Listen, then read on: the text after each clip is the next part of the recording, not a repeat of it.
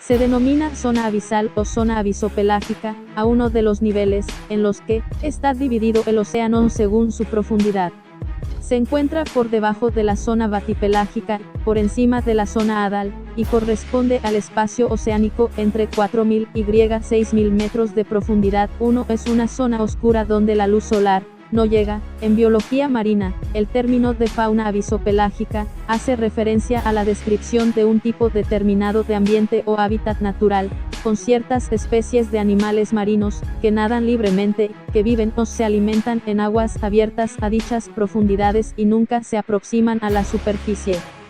Por otro lado, en biología marina, existe también el término de fauna abisal bentónica, que es la fauna que se presenta ligada al fondo oceánico, ya que se presenta muy escasa y característica. La palabra abisal procede de abismo, lugar profundo y oscuro.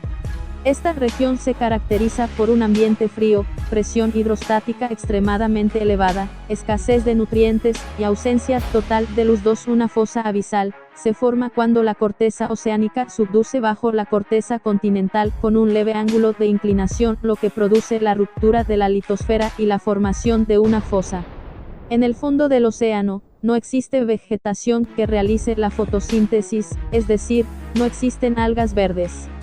Esta zona depende en gran parte del particulado de detritos que cae desde la superficie, excepto en las zonas donde se presentan las fuentes hidrotermales, que depende de la energía geotérmica, en donde la producción primaria depende de la quimiosíntesis, que es desarrollada por especies bacterianas presentes sobre el sustrato, o en los organismos presentes, como en el caso del trofosoma de los Iboglinidae. Esta zona morfológica de la geografía del fondo marino ocupa más del 70% del área total de los océanos. 4. La fauna abisal está formada por peces extraños, como Caulophrinae 5, Argyropelecus 6, Idiacanthus, Melanocetus 7, Saccoparins 8, Chauliodus o Cryptosaras. Entre la fauna de invertebrados encontramos la presencia del fenómeno del gigantismo abisal, ya que hay picnogónidos, arañas de mar de más de 1,50 m, hay un hidrozoario, con su pólipo de más de 50 de altura, y también isópodos de más de 40 de tamaño, así como especies muy diferentes a las presentes en la superficie, como son grandes esponjas vítreas y lirios de mar pedunculados, sesiles de forma primitiva. Aunque no es el punto exterior más cercano al centro de la Tierra, la fosa de las Marianas es el lugar más parecido a las profundidades del infierno en el que hemos estado. ¿Qué puede habitar ahí abajo? El punto más profundo registrado de esta cima está situado a más de 11.000 metros. Y el ser humano ha llegado casi hasta el final. En 3 ocasiones. Esto es lo que hemos aprendido de esta enorme y casi insondable fosa, en las fauces del infierno. Más de 1000 atmósferas, apenas 4 grados, y una oscuridad total. Si esto no se parece al averno más dantesco que podamos imaginar, nada lo hará. Aún así, hasta aquí encontramos vida. Al este de las Islas Marianas, en Filipinas, se encuentra esta cima con forma de media luna. Esta fosa ostenta el punto más profundo de la Tierra, aunque no el más cercano a su centro, por la irregularidad de nuestro geoide. En concreto, con 11.034 metros bajo la superficie. Es tan hondo que, si pusiéramos el monte Everest en su interior, todavía le faltarían otros 2.000 metros para poder acercarse a la superficie. En su lecho hemos estado, los seres humanos, hasta 3 veces.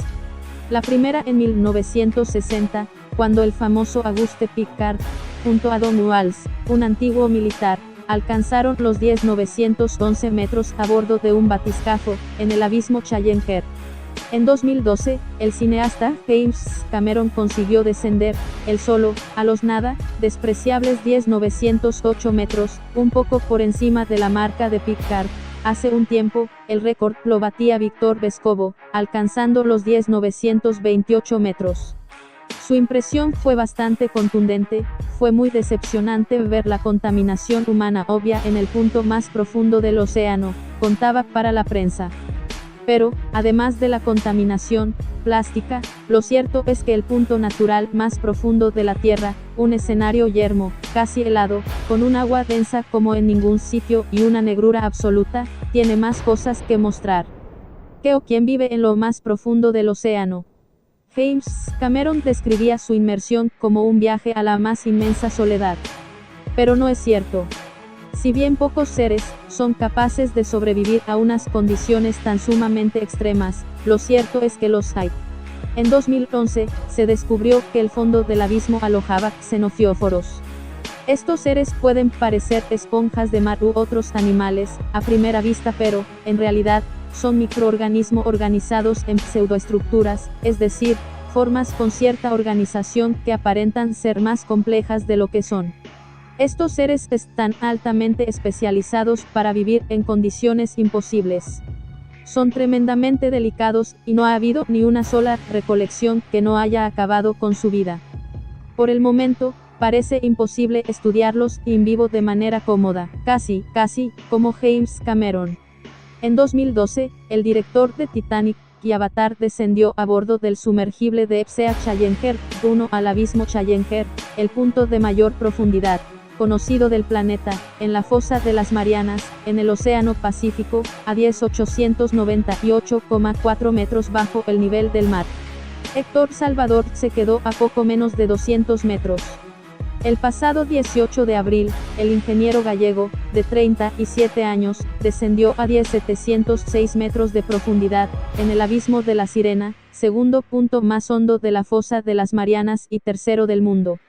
No solo batía de esa manera el récord de España de profundidad, sino que se convertía en el primer español en bajar a la depresión de las Marianas, situada junto a las islas de las que toma el nombre, las Marianas, a unos 200 kilómetros de Filipinas, pero pertenecientes políticamente a EU. Salvador Lugo, 19 de noviembre de 1983, completó el descenso en compañía del australiano Tim McDonald a bordo del DSB Limiting Factor, único vehículo privado capaz de operar en la zona ADAL, como se conoce en oceanografía, a las regiones más profundas, por debajo de la zona abisal, a partir de los 6.000 metros. El ingeniero español tomaba parte en la inmersión como especialista de misión, copiloto del Limiting Factor, un batiscafo fabricado por la compañía estadounidense Triton Submarines, que él conoce bien, porque contribuyó a su construcción, desde Triton EMEA, la filial europea de la empresa.